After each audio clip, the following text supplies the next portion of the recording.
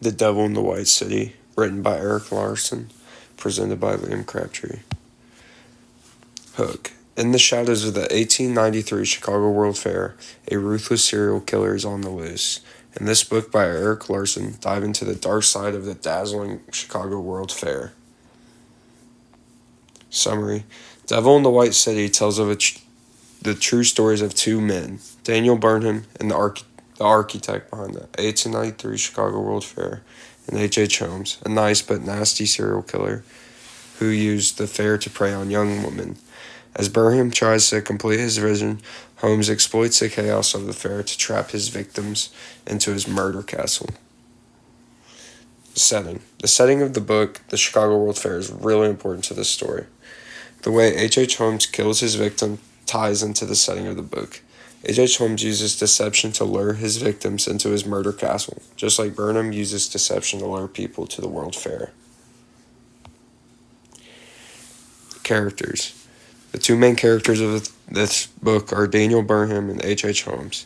Daniel Burnham is described as a creative architect who is a perfectionist and desires to create the world's greatest fair while facing many challenges.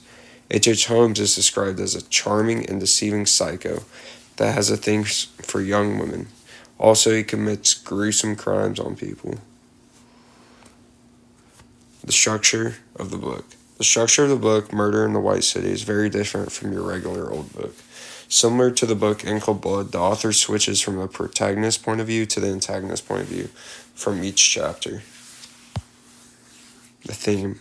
There are many themes to the book, but one that sticks out the most is obsession. Both the main characters in the book are obsessed with their goals. For example, Burnham is obsessed with completing the fair, but completely ignores the people affected by it, and Holmes is obsessed with power to the point where he murders people.